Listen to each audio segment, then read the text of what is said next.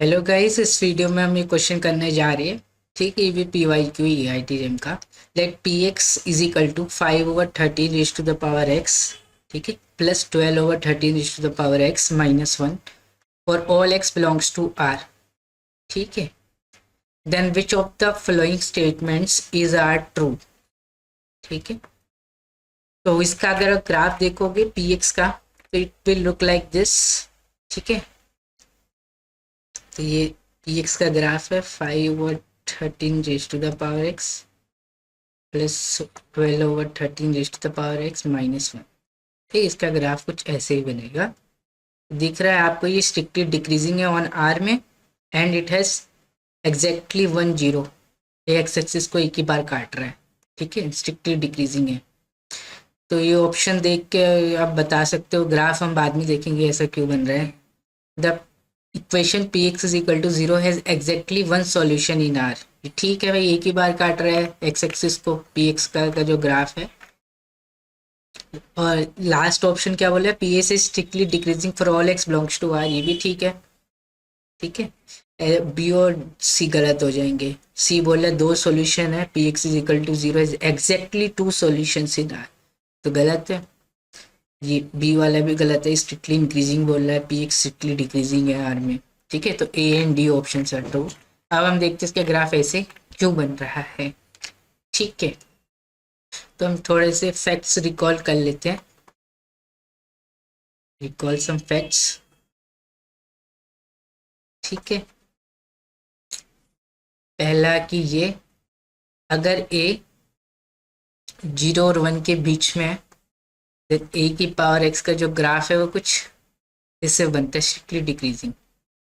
ठीक, ये 0 और 1 के बीच में, तो ए की पावर एक्स का ग्राफ कुछ ऐसे बनता है। ठीक है, और limit x tends to infinity a to the power x, दिख रहा है आपको एक्स टेंस टू इंफिनिटी, तो ए की पावर एक्स कहाँ जा रही है, लिमिट 0 को जा रहा है। ठीक है, ये y1 है।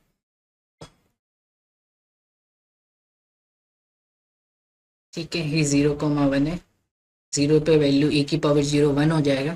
ठीक है, तो limit x tends to infinity a की पावर एक्स क्या 0 है, तो ए 0 और 1 के बीच में है। देख भी सकते हो आप, ए को हाफ ले लो, 1/2 की power x, x tends to infinity, तो लिमिट 0 ही आएगी।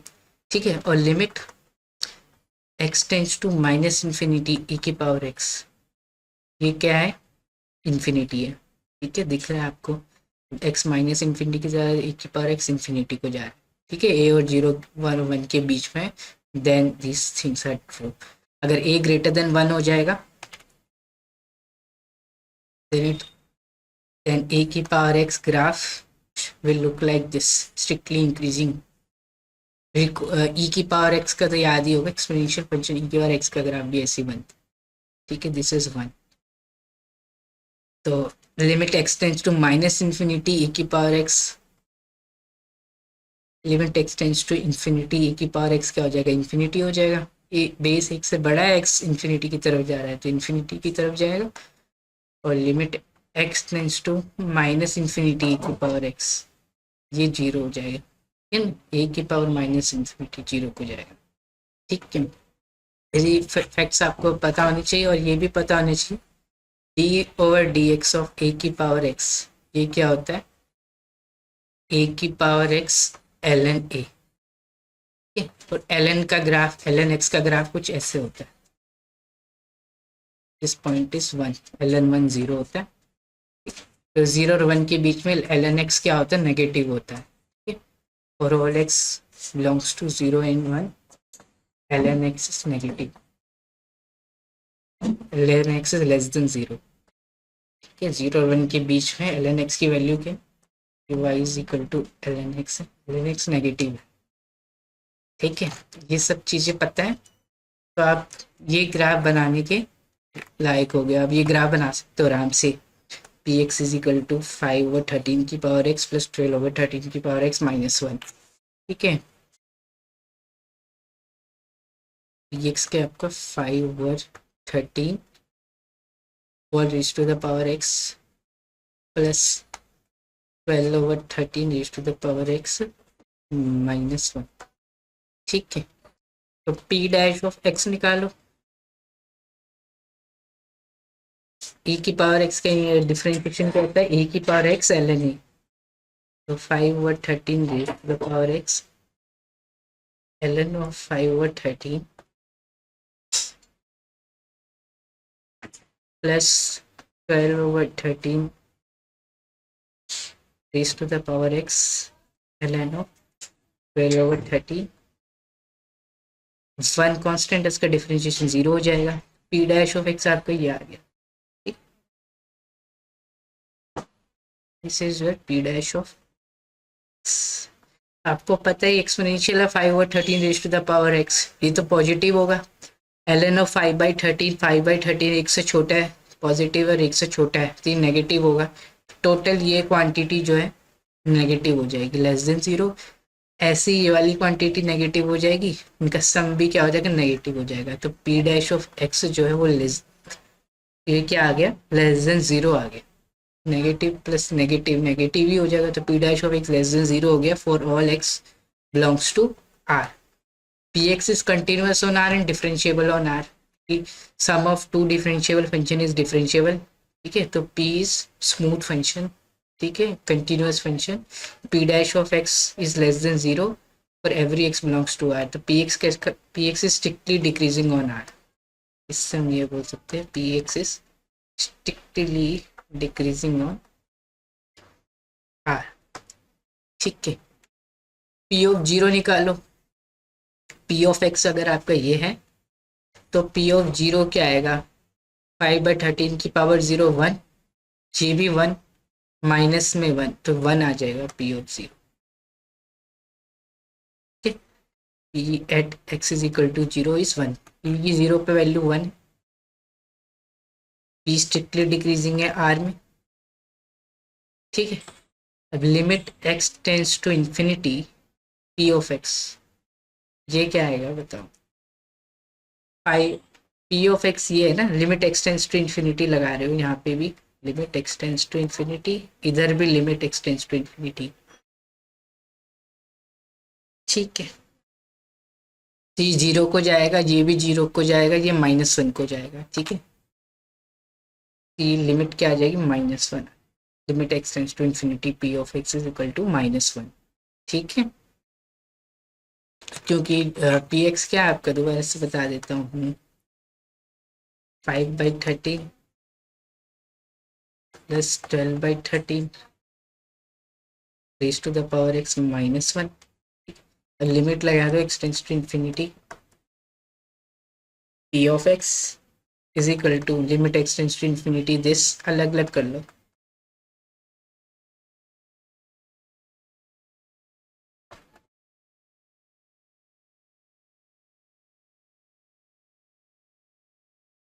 यहाँ पे लिमिट लगाओगे तो ये तो -1 कांस्टेंट ही है ना, ये वाली लिमिट 0 हो जाएगी, ये 0 को जाएगा, ठीक है।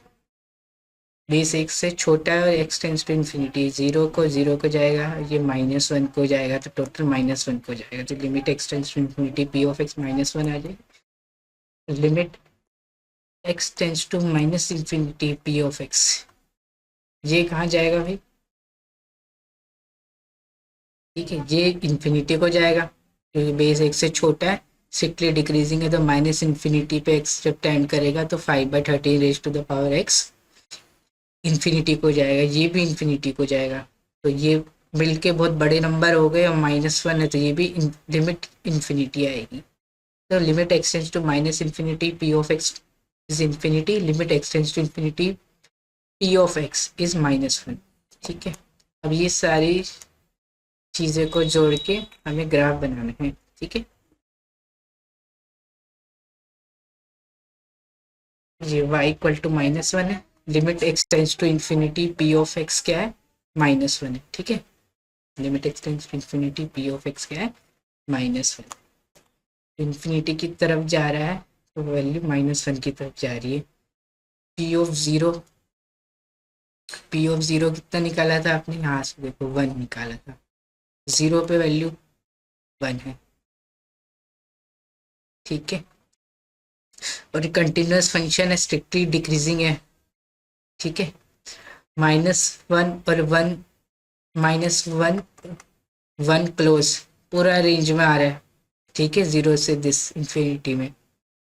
तो एक बार तो एक्स एक्सिस को काटेगी, स्ट्रिक्टली डिक्रीजिंग है तो ग्राफ कुछ ऐसे बनेगा इसका, स्ट्रिक्टली डिक्रीजिंग है।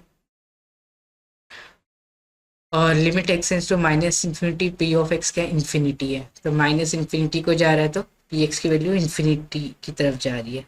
ये कुछ ऐसे बनेगा, स्ट्रिक्टली डिक्रीजिंग है, कंटिन्यूस है, डिफरेंशिएबल,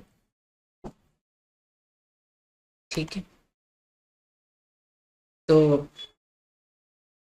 ठीक है, 0 पे वैल्यू 1 आ रही है, माइनस इन्फिनिटी पे -1 की तरफ टेंड कर रहा है, इन्फिनिटी पे -1 की तरफ टेंड कर रहा है, तो 0 तो कभी कभी ना होगा ही होगा ना एक एक्स के लिए, ठीक है। और फिक्स पॉइंट की बात करें तो y is equal to x line, उसको एक बार काटेगा ही काटेगा,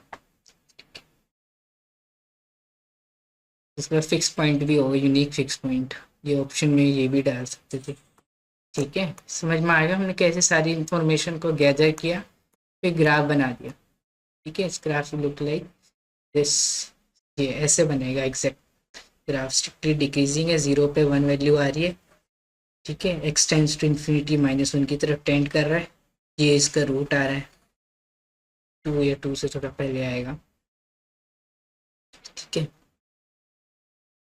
समझ आया। इसी क्वेश्चन में थोड़ा सा चेंजेस करता हूँ, ठीक है। मैंने आपको दे दिया, let f of x is equal to 5 की पावर एक्स प्लस 12 की पावर एक्स माइनस 13 की पावर एक्स, ठीक है, ये एफ ऑफ एक्स है। देन शो डेट, ये क्वेश्चन है, ठीक है, एफ ऑफ एक्स आपने ये ले लिया फंक्शन, देन हमें शो करना है, show that f x, show that the equation f x is equal to 0 has exactly one solution in R, has exactly one solution, ठीक है।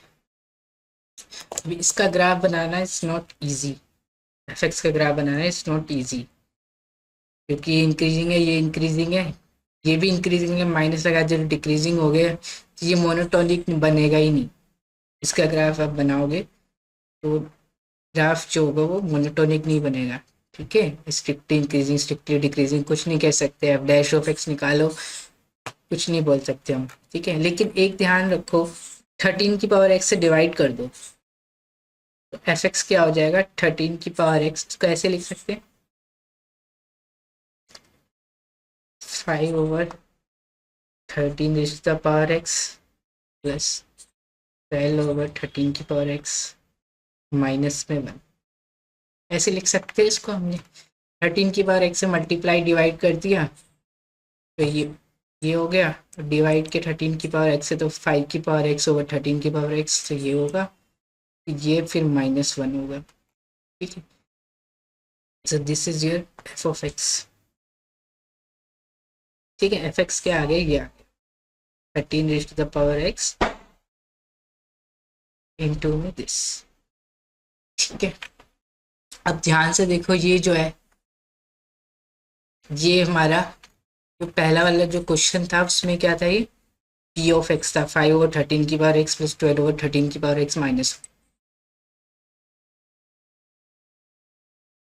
ठीक है। यहाँ से क्या आ गया, एफ ऑफ एक्स क्या आ गया आपका 13 raise to the power x p of x, ठीक है। एक चीज ये बताओ, भले ही एफ एक्स का ग्राफ और पी एक्स का ग्राफ तो अलग अलग बनेंगे ना, क्योंकि एफ एक्स आपका ये है 5 की पावर एक्स प्लस 12 की पावर एक्स माइनस 13 की पावर एक्स, ठीक है। और पी एक्स आपका है 5/13 की पावर एक्स फिर 12/13 की पावर एक्स -1, ठीक है। और ध्यान से देखो, जिस एक्स के लिए एफ एक्स जीरो हो रहा है, एफ एक्स अगर जीरो हो रहा है, ये तो कभी जीरो नहीं होगा, जैसे non zero quantity greater than zero, तो पी एक्स जीरो हो रहा होगा, ठीक है। अगर एफ एक्स जीरो हो रहा है किसी एक्स के लिए, दिस विल इम्प्लाई 13 की power x P x, F x यही है 13 की पावर एक्स पी एक्स, ये जीरो हो रहा है मतलब कि पी एक्स जीरो हो रहा है, जिस एक्स के लिए एफ जीरो हो रहा है उसी एक्स के लिए पी एक्स भी पी भी जीरो हो रहा है। अगर पी एक्स जीरो हो रहा है तो एफ एक्स भी ज़ीरो हो जाएगा। मतलब कि अगर एक्स के लिए एफ एक्स ज़ीरो है तो पी एक्स भी ज़ीरो और पी जीरो पी, मतलब कि दोनों के रूट्स का जो सेट है ना, zero set of f is same as zero set of p. जिस ठीक है, ज़ीरो सेट ऑफ एफ का मतलब होता है collection of all real numbers for which F x is zero. ठीक है, अब हमें पता है कि पी एक्स जो है सिर्फ एक ही एग्जैक्टली वन के लिए जीरो हो रहा था, वन एक्स के लिए P x equal to zero है exactly one solution in R. ठीक है, ये हम प्रूव कर चुके हैं, जिसका मतलब एफ एक्स, इसका मतलब f x is equal to zero has exactly one solution in R. ठीक है, ये प्रूव हो गया। समझ आया में कैसे यूज किया पुरानी डाटा को कैसे यूज किया हमने। एफ एक्स को ऐसे लिखते 13 की पावर पी एक्स। अब दिख रहा है अगर एफ एक्स जीरो हो रहा है तो पी एक्स जीरो हो रहा है। जिस एक्स के लिए एफ जीरो होगा पी भी जीरो होगा, जिस एक्स के लिए पी जीरो होगा तो एफ भी जीरो होगा। तो मतलब कि अगर हम जीरो सेट निकाले दोनों का तो सेम आएगा। तो जिस जीरो सेट मतलब कि set of all values of x for which F x is zero and set of all values of x for which P x is zero. ठीक है, भले ही का ग्राफ अलग आ रहा हो लेकिन उनका जीरो सेम ही आएगा। मतलब जिस एक्स के लिए ये जीरो हो रहा है नहीं, तो जितने पॉइंट्स के लिए पी एक एक्स के लिए जीरो हो रहा था तो एफ भी एक एक्स के लिए जीरो होगा। ठीक है, देख सकते हो आप दोनों का ग्राफ बनाते हैं हम। 5 की पावर एक्स प्लस 12 की पावर एक्स में 13 की पावर एक्स और पी एक्स का ग्राफ बनाते हुए हम पहले बना रखा था। उनका जो जीरो आएगा वो सेम आएगा, हम चेक करते हैं। चलो ठीक है, 5 की पावर एक्स प्लस 12 की power x minus 13 raise to the power x. ठीक, का ग्राफ कुछ ऐसे बन रहा है। ठीक है, इसका जीरो क्या मिल रहा है, 2 मिल रहा है। 2 पे ही जीरो हो जाएगा। देखो 5 की पावर टू 25, 12 की पावर टू 144 माइनस है 13 की पावर टू 169।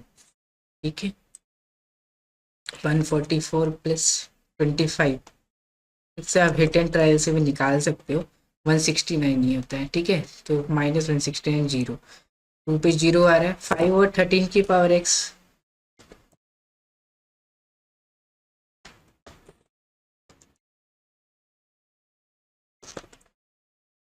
ठीक है, प्लस में 12/13 की पावर एक्स माइनस में 1। ठीक है, दूसरा फंक्शन ये भी 2 पे जीरो हो रहा है। इसके जीरो क्या है, सिर्फ जीरो सेट निकालोगे x belongs to R such that this function is zero. 2 है, ये भले ही इनके ग्राफ अलग अलग बन रहे हैं लेकिन जिस पे ये जीरो हो रहा है वो दोनों, ये भी 2 पे जीरो हो रहा है वो भी 2 पे जीरो हो रहा है। ठीक है, ये मोनोटोनिक नहीं है ये वाला फंक्शन। 5 की पावर एक्स प्लस 12 की पावर एक्स में 13 की पावर एक्स, देखो यहाँ तक तो इंक्रीज कर रहा है। फिर इसके बाद 1.52452, फिर मैक्सिमम वैल्यू आ रही है इसकी 5.90071। बाउंडेड अबव तो है, बाउंडेड बिलो नहीं है। ठीक है, बाउंडेड नहीं है फंक्शन। फंक्शन तो दोनों बाउंडेड नहीं है आर में, दिख रहा है आपको ये दोनों फंक्शन बाउंडेड नहीं है आर में। ठीक है, तो यहीं पे हम वीडियो को समाप्त करते हैं। ठीक है, एक क्वेश्चन मैं आपको होमवर्क देता हूँ। ठीक है, show that F of x is equal to 11 13 की power x plus 17 raise to the power x minus 19 raise to the power x. ठीक है, हैज एग्जैक्टली, इसी की तरह एग्जैक्टली 1 0। ठीक है, थोड़ा ऑप्शन बनानी चाहो तो बना सकते हो। Zero set of F singleton,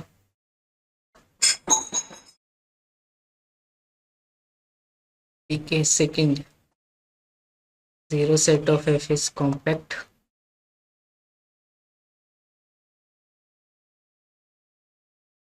ठीक है, zero set of F Z F denotes लिख देता हूँ x belongs to R such that fx is equal to 0. It basically it consists of all those points at which fx is 0. Set है of those points if fx is 0. Singleton ZF is compact, ZF is closed. ठीक है, ये option दे दिए, ये थोड़े अलग दे दिए इसमें, एज एग्जैक्टली 1 0 ये शो करना आपके पास, ये दो ए बी सी और ऑप्शंस है, ये आप बता सकते हो एग्जैक्टली 1 0 सिंगलटन सेट है, Z F A singleton set compact close. ठीक है, यहीं पे समाप्त करते हैं।